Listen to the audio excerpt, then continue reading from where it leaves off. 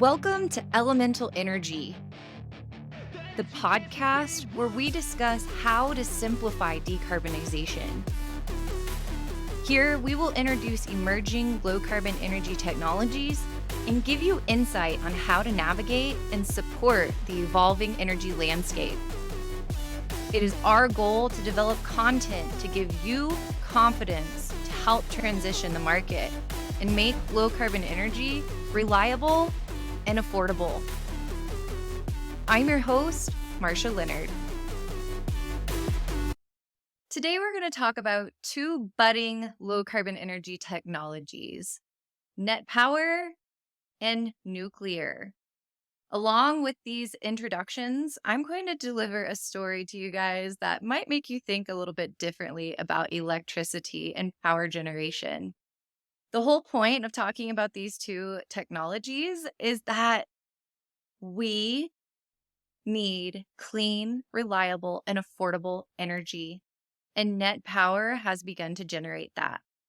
Along with nuclear, we need to get it down to becoming more affordable, and that's what we're going to talk about, is this amazing transition that nuclear is currently undergoing. All right, this story, it might sound like the start of a really bad joke, but bear with me, there's a moral to it at the end, I promise.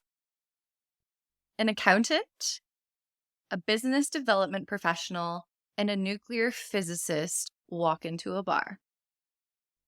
Not just any bar, but an extremely flamboyant bar in downtown Denver. They're there to see a show called The Electric Jungle.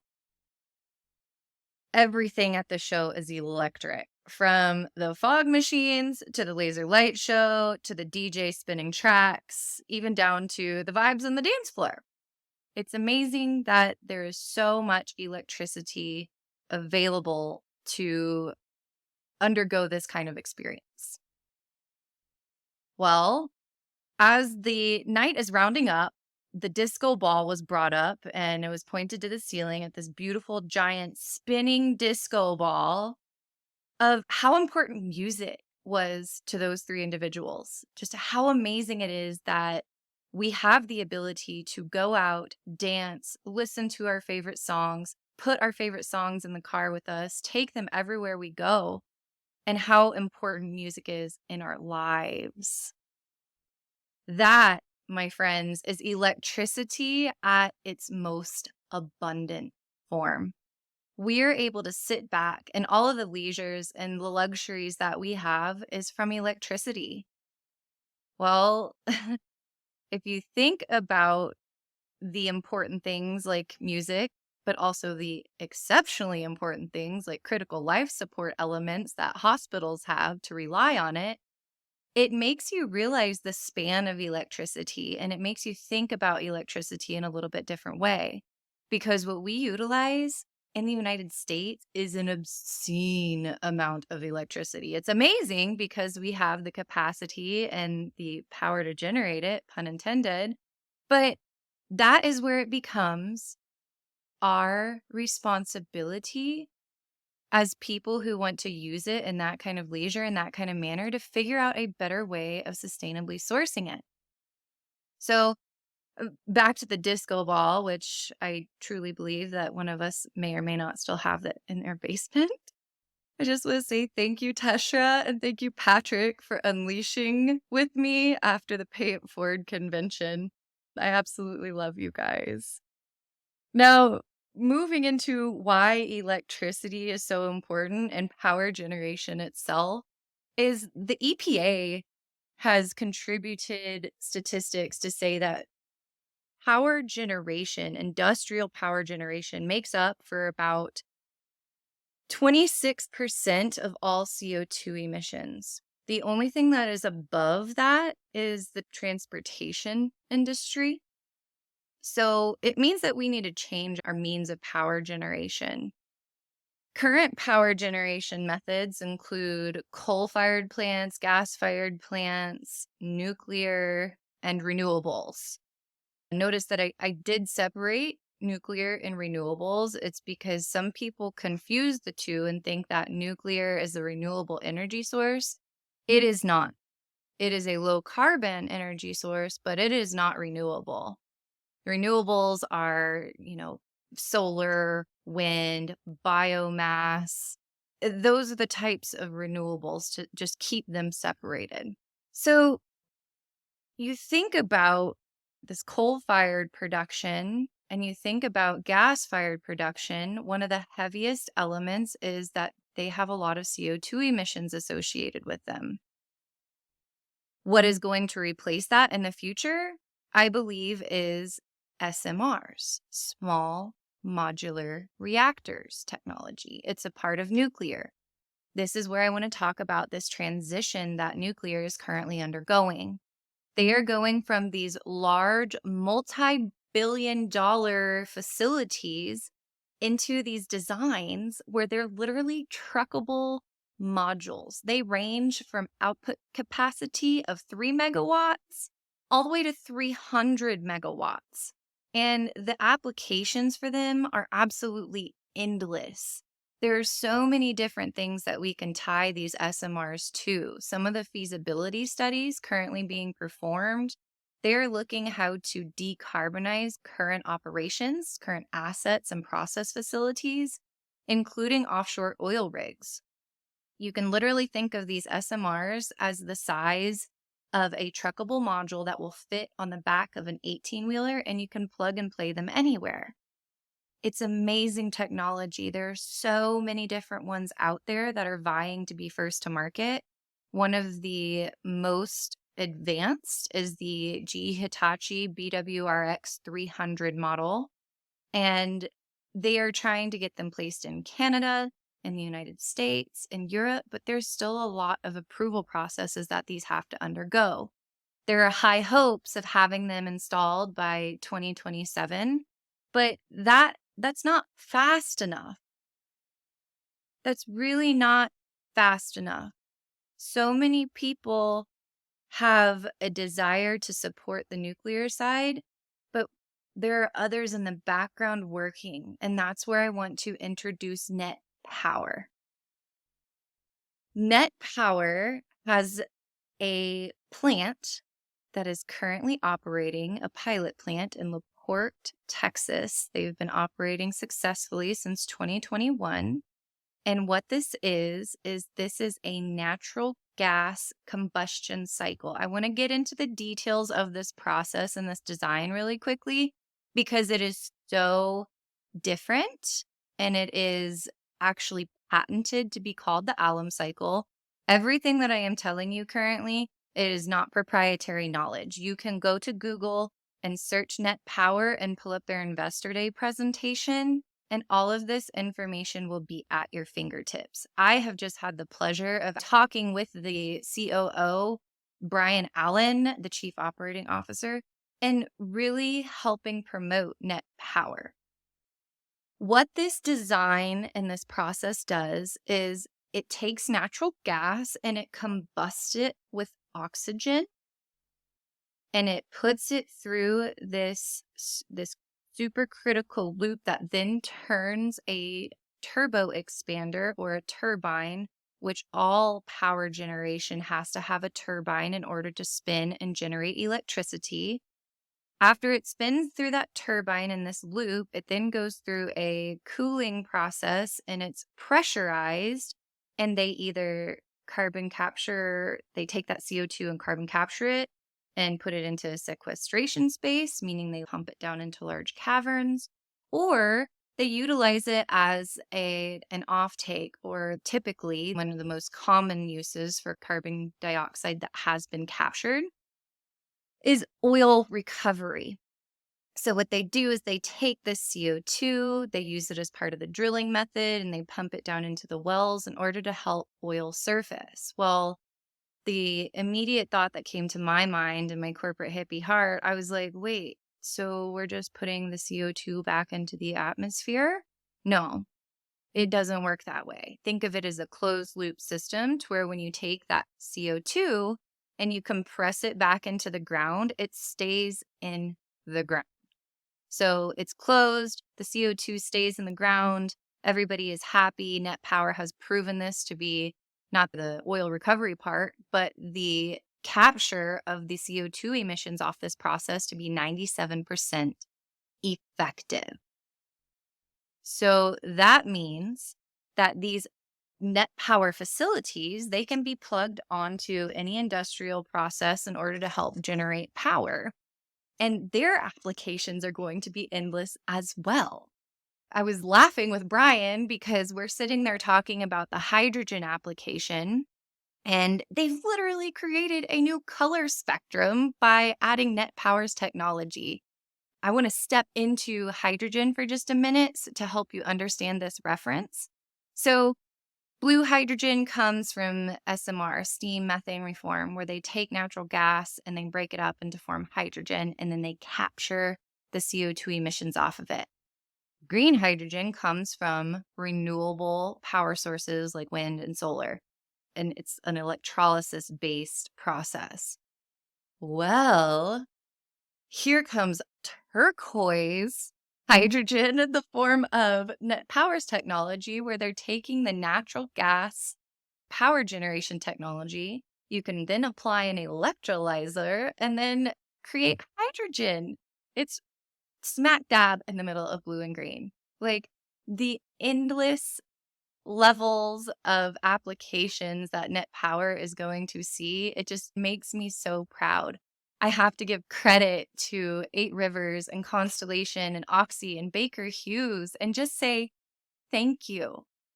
Thank you, thank you, thank you for finally addressing a critical CO2 emission issue to help us generate clean, reliable, and affordable power.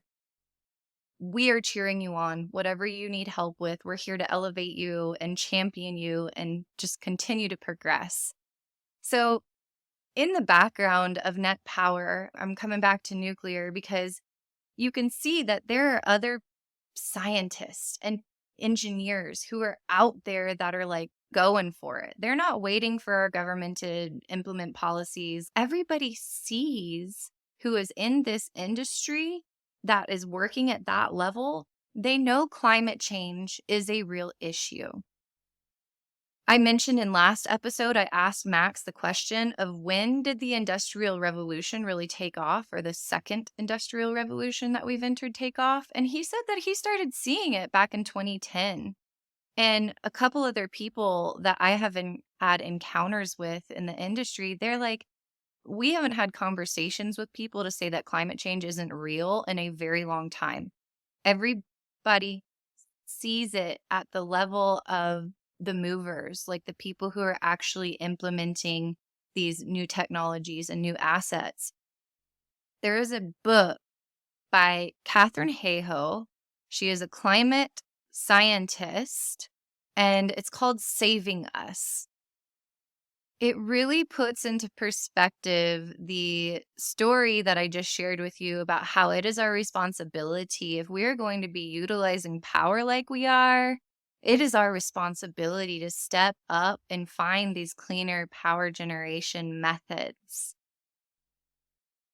The most impactful thing for me when I was learning about climate change is whenever the CO2, like you can go and take cores from ice and you can measure the number of isotopes of CO2 that are in the layers of ice, and it will tell you that it's been progressively getting more concentrated over the last few years. Like we've only been taking live air measurements since 1958, but our ice coring delivers a lot longer time frame and a lot longer span of what the CO2 levels of concentration have been.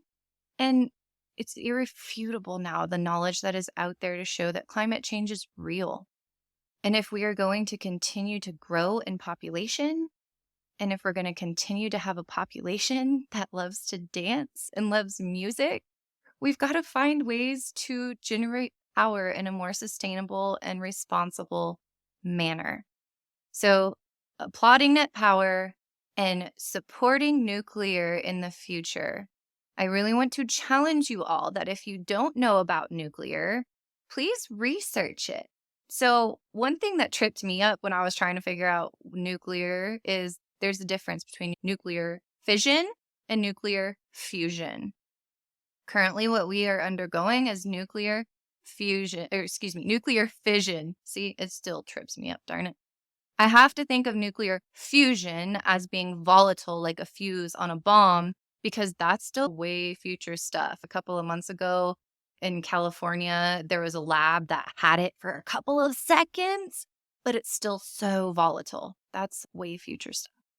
But nuclear is clean, it is reliable, and with this SMR technology, it is becoming more affordable. That is the goal, is to make it more affordable. Taking these multi-billion-dollar facilities, compressing them down, making them modularized. Modularization means you can put it on a process plant like a conveyor belt and pop, pop, pop, pop. You have certain components and you just modularize the design, and you can design one and build many.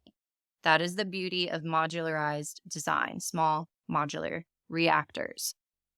So to support these small modular reactors and help enlighten other people about this conventional mindset that needs to shift, is there is safety that's always associated with nuclear. Some people immediately go to Chernobyl, 3 Mile Island, and those are the worst case scenarios. And it's very sad to say that those learning moments happened.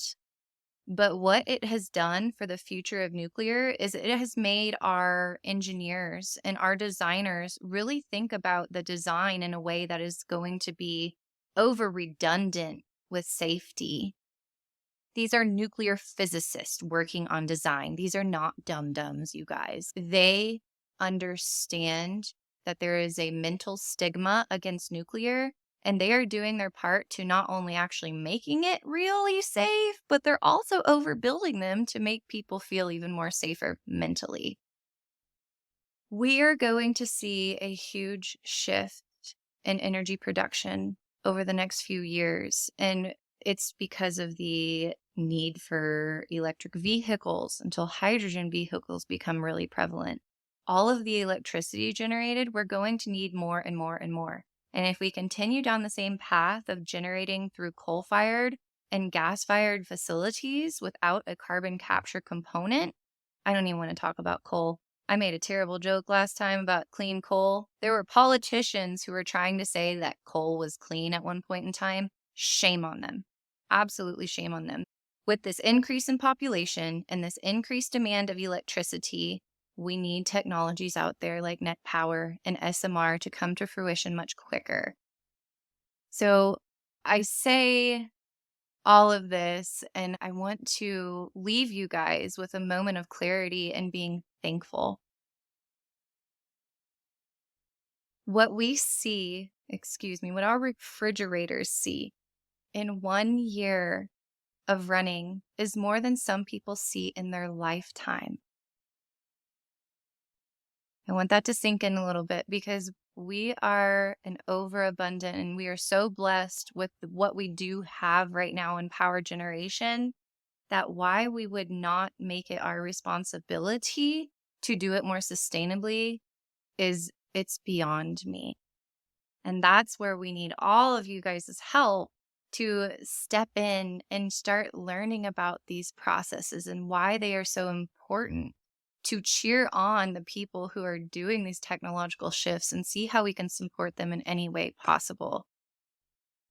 As always, I wish you a safe weekend and all the happiness in the world. Remember that you choose happiness and you have to be the one to generate it yourself.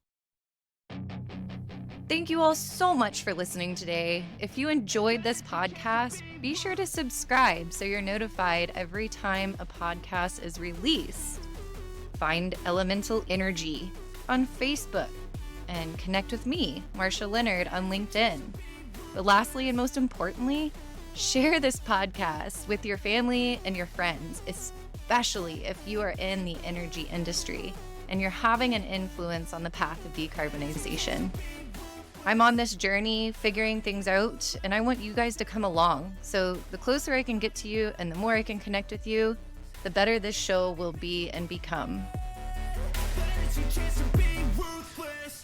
If you haven't figured it out already, I was the business development professional in the story that I just told. And I love dancing and I absolutely love music. So when somebody asked me about my intro and outro song, I was like, oh, heck yes, it's time to share it. If I could have been anything in this life, it would have been a DJ by night and a cave explorer by day. So music is one of my passions, and I hope that you guys all enjoy this song. This is the copyright version free of the song Ruthless by Neffex, Neffex. I hope you enjoy it. Turn it up loud and have a fantastic day.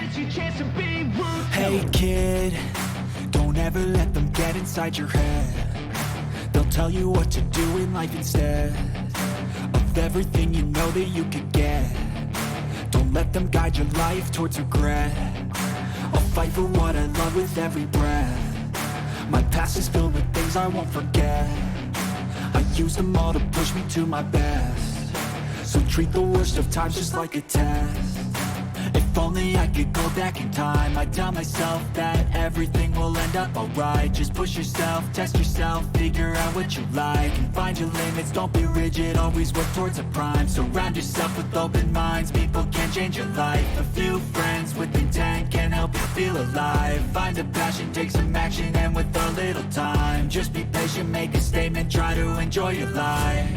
They'll try to kick you while you're down. They wanna rise up while you drown. They wanna fill your head with doubt. They're silently scared that you'll figure it out. I'll make it look like I'm losing, won't bother hiding my bruises. And when they finally think you're wounded, then it's your chance to be ruthless.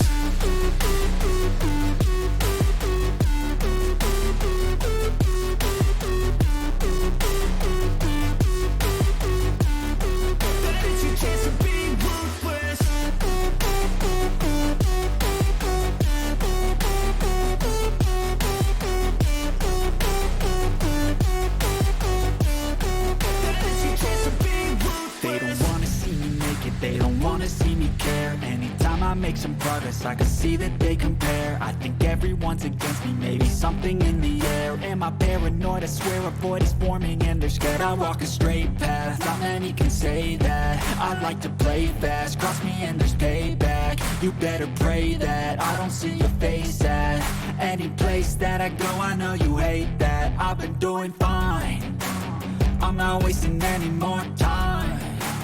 I live for the fight and the climb, and I think that the pain that's deep inside is what defines.